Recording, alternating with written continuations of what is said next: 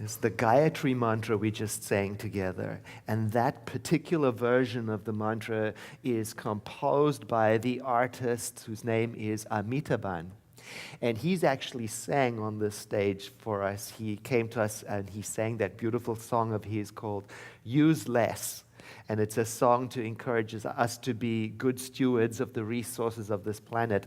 And I mention that because Amitabhan is coming on Wednesday evening for our first Wednesday evening service of prayer, song, and meditation. You know, on every first Wednesday, we launch a new spiritual practice. And Wednesday, we're starting to talk about creativity as a spiritual practice. And our music director, who usually is there on Wednesdays, Chris Ritchie, he's got a concert in the city, so he arranged for Amitabhan to come. And so he's going to be singing, you know, a bunch of his music interlaced with prayer. It's going to be very beautiful. And for those who come to the first Wednesday service, you'll also receive the free spiritual resource, Creativity as a Spiritual Practice, that's been put together beautifully by Alan Yeager. And this is a wonderful piece to guide you through the month of looking at creative ways to explore your spirituality. That's how we get you to the service. We give things away. So come along and get this and enjoy and get to enjoy Amitabhan's beautiful singing.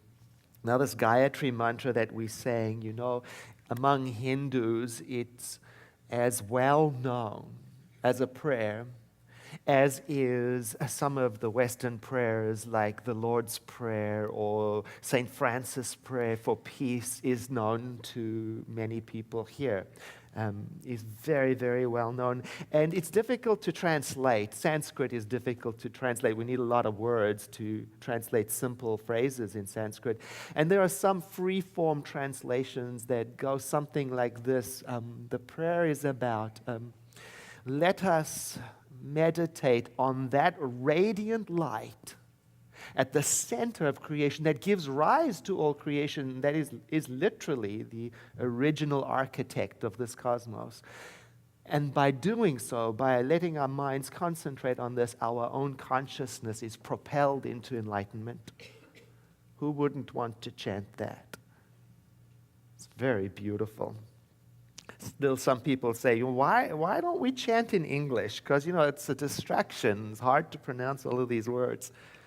And one of our own musicians, Melissa Felipe, had a response to that. She said she was kind of worried about the words she was chanting, not sure exactly what they meant, you know, didn't know what she was invoking. So her response to it was to create her own chants. And she put together this beautiful CD called Chants of a Lifetime.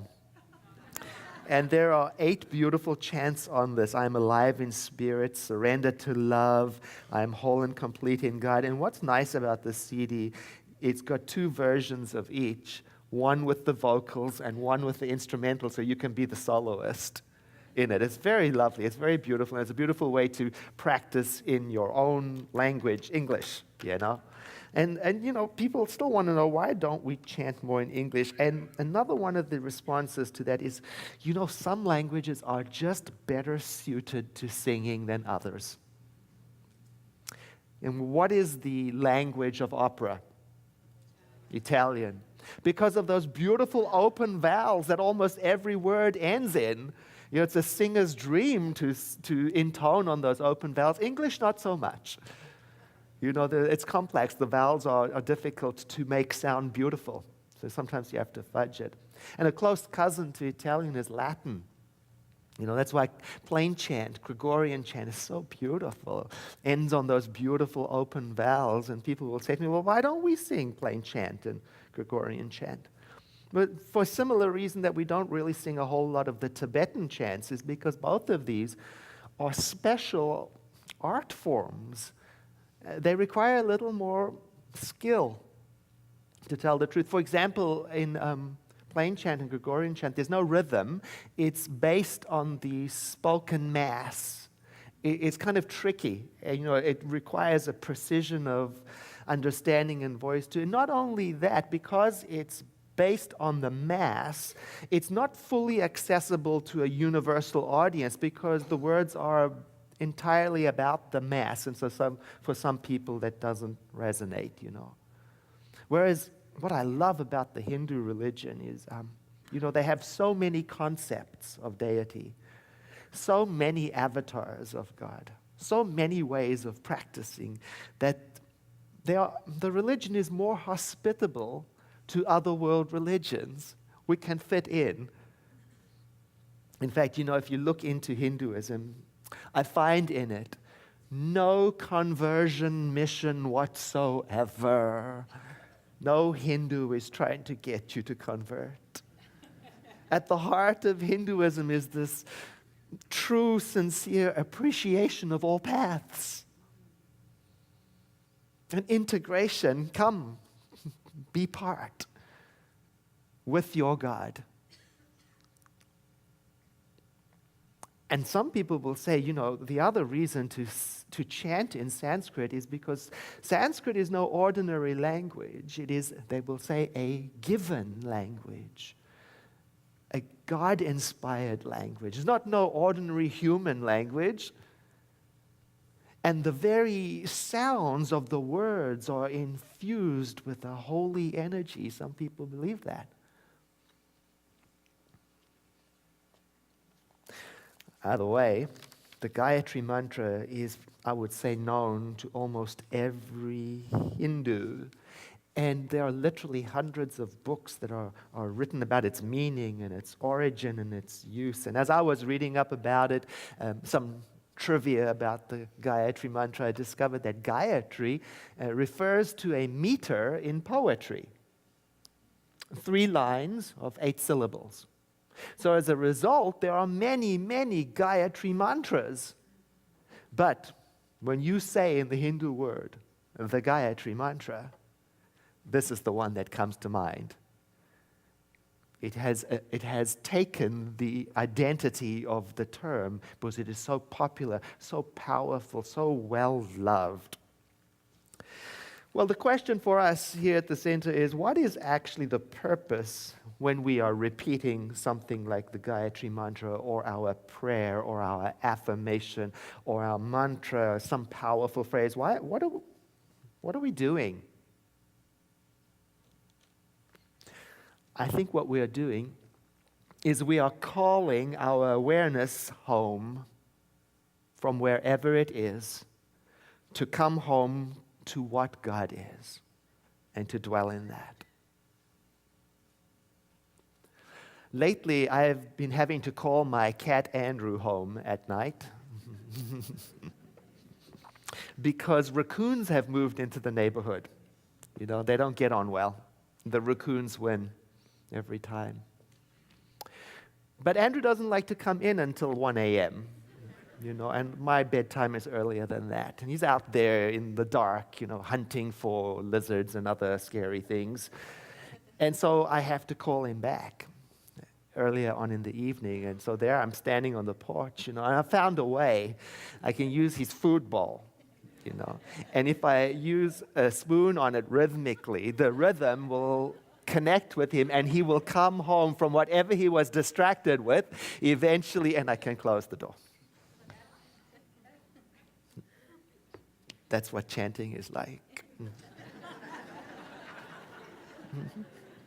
And in that regard, chanting is it's the best kind of prayer.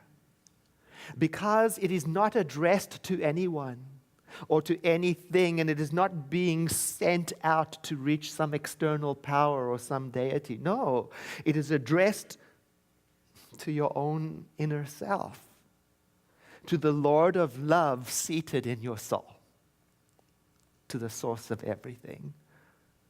So when we chant, I think of it this way: I'm not asking for anything, I'm not chanting for good health, I'm not chanting to get a solution, I'm not chanting for more riches or deeper love. I try to change the language. I'm not chanting for, I'm chanting about something.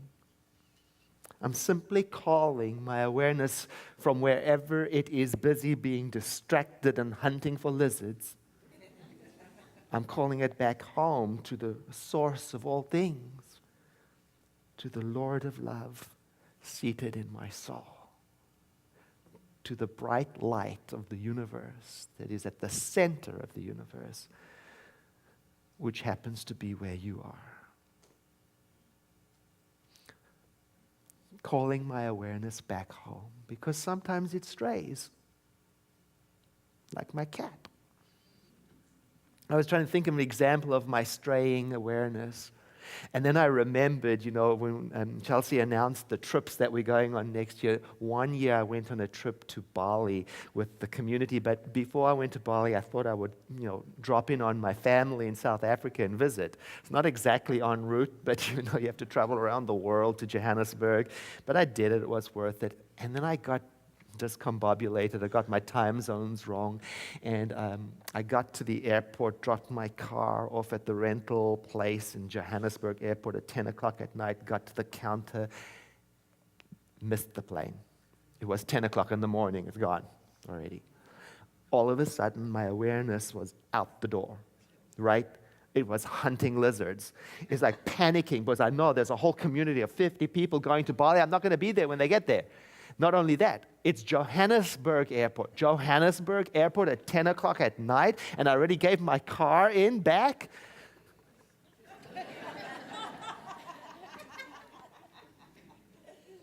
But I remembered the practice. And as I stood there paralyzed, I started to intone in my own mind, there is only one life.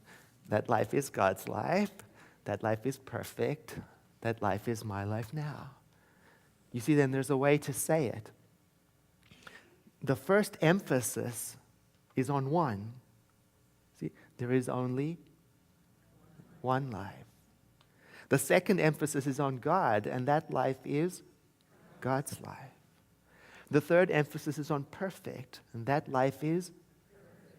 And the fourth emphasis is on my, and that life is life now.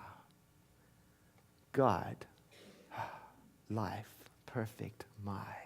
God, life, perfect, my. God, life, perfect, my.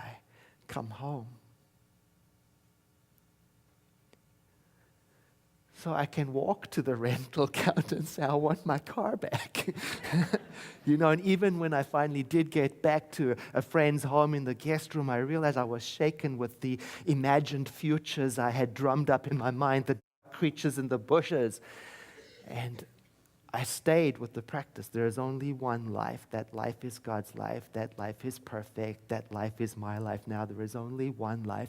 That life is God's life. That life is perfect. That life is my life now. There is only one life. That life is God's life. That life is perfect. That life is my life now. And the rhythm has the effect of tapping the food bowl with a fork. And then the intellect calms down and the bottom falls out and you come home to divine presence. And I remember. So chanting has the effect of getting me closer to the divine presence. It reminds me of what's important so that I can deal with the world. It reminds me of that phrase of Jesus that says, seek ye first the kingdom of heaven, and then everything else will be added to you. It doesn't say, seek everything, seek every solution first, and then you will be in the kingdom of heaven. Oh, put first things first. Sometimes I focus on the task first before the consciousness. And we had a funny exchange on text message this morning. Chris had a question about the service, and early in the morning he texted me, should I do A, B, and C in the service? The next text message is, good morning. The next message is, switch those two around. And we laugh because sometimes in the center we are so engaged, the staff, with what we are doing that we put the task before the person. And so oftentimes I'll say to someone, business, detail, and they'll look at me and say, good morning. You see, come home first. Come home first. Just celebrate what is at the heart of the matter.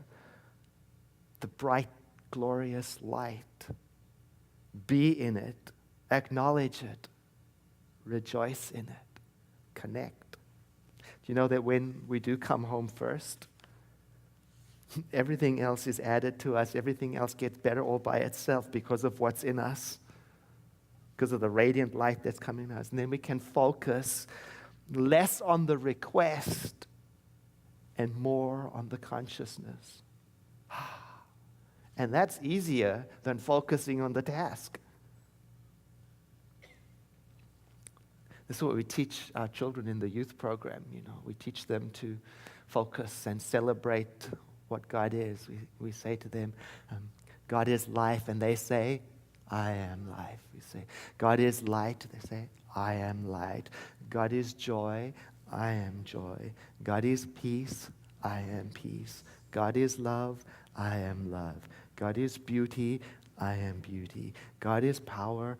I am power. Just purely a celebration of my identity within the one. I mean, you can do that with yourself. You can just say, God is life. I am life. God is light. I am light. God is joy. I am joy. God is peace. I am peace. God is love. I am love. God is beauty. I am beauty. God is power. I am power. God is life. I am life. God is light. I am light. God is joy. I am joy. God is peace. I am peace. You do that 108 times. You'll come home.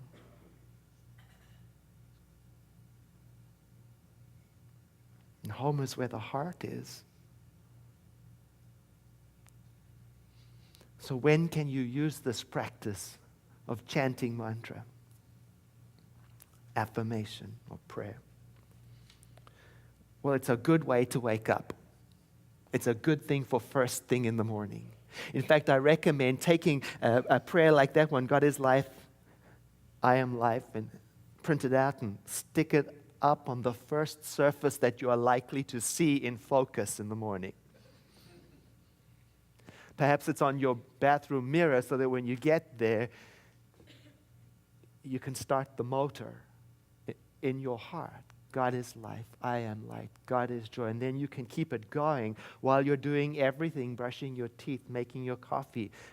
What a way to start it. I just returned from our men's retreat at Saratoga Springs, and at 7:30 a.m. in the morning, the men and I gathered, and we used the affirmation from this month. We sat together and we said, within me is fullness of life. Within me is joy everlasting. Within me is peace, peace, peace. And there's a way to say it too. There's a beat after every line. Within me is fullness of life. Within me is joy everlasting. Within me is peace, peace, peace. Within me is fullness of life. Within me is joy everlasting.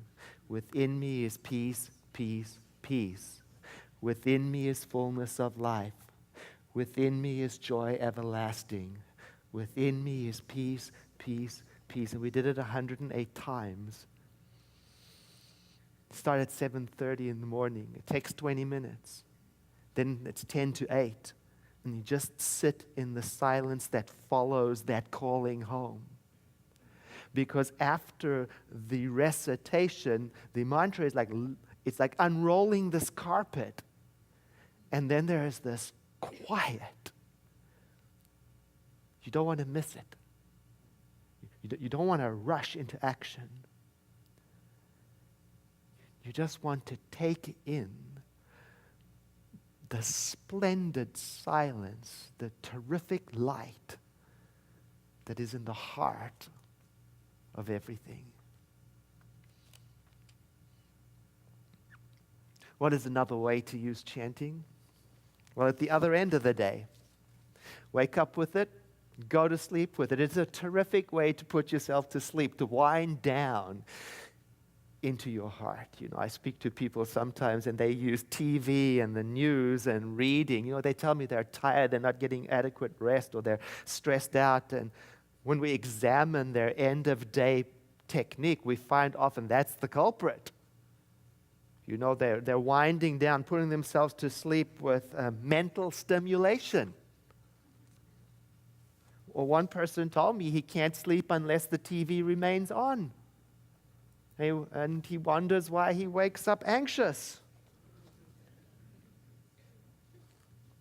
Another one says he watches the news because he wants to keep pace with world events. He wonders why he's anxious. You see, I think there is a better time to keep in step with world events than last thing at night. Another one said he tried stopping all that reading and that television, but then his mind just thought about all the problems. So his mind became a festival of problems. And in this way, they're falling asleep with the mindset of stress. Whereas with a mantra, you're falling asleep with the mindset of celebration. And admittedly, it takes practice. Well, this is what our theme is, practice. I mean, I have to make a habit out of it because my mind wants to forget it. You know, that's why this CD is such a wonderful thing. You can put it on, last thing, and just listen. Or the CD, the resource we made this month, Chanting as a spiritual practice, you can just put it on and go to sleep with it. Yeah.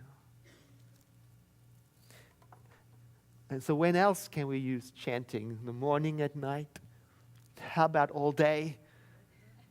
Because, you know, chanting is a beautiful way to address such things as the compulsions that drive us to do things in excess. Over-consuming. Over-expressing.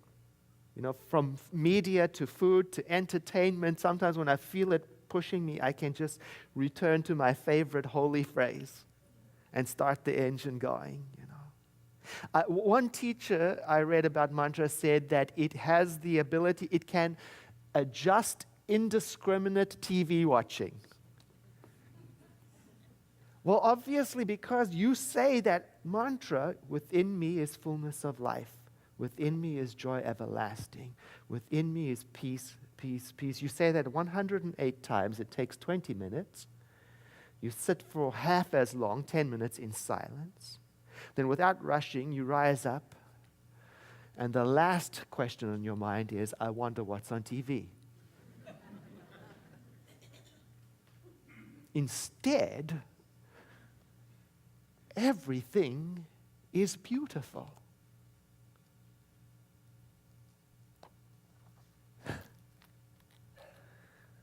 You know, you can also use chanting to address such things as impatience. Standing in line and the person in front of you is paying with pennies. Within me is fullness of life. Within me is joy everlasting. Within me is peace, peace, peace. With humor, you know, you can use it when you detect your grudge has come back. You know how it comes back. Or resentment is suddenly present again. To shift your focus entirely to home. And you can use it to support other people too. You know, at this Man Spirit retreat, we recreated a journey, the journey to the oracle, as each man went with the question, the most important question in their heart, to consult with the oracle. And because we sent them out in twos, those of us that stayed behind, we chanted to support them on their journey, and we sang, lead me from the unreal to the real, lead me from darkness to light, lead me from death to immortality. And we sang it 424 times. And you could hear the sound rising up in the canyon as each person went out. And it reminded me of what the medieval mystic Shankara said. He said, you know, after you, me and you, after we establish ourselves in the power of our mantra, our prayer, once we're established in it and we no longer need to say it because it's running automatically in us, we might still nevertheless choose to say it consciously, and when we do, that energy that is generated from it can be credited to others. Isn't that awesome? But, the but is, seek ye first the kingdom. You have to get filled up to share from the overflow. So come home. Turn on the light. Make a fire. lay the table so that from that fullness, as you establish yourself in a celebration of the rightness of your life, there is such a glow and such a power that people near you can't help but find more selflessness in them, their own selves, that you are so rooted in your true identity that that person next to you can't help but be compassionate a little more. See, this is how you can be a contribution to the world. Dwell on the light that is at the center of the universe where you are, so that you are an irresistible expression of good.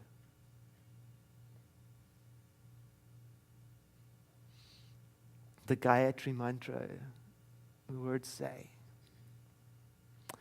let us dwell upon that radiant power that creates the universe, that light that is worthy of our worship, that by concentrating on it, giving our awareness to it, our own minds are lifted up, propelled, it says, into enlightenment.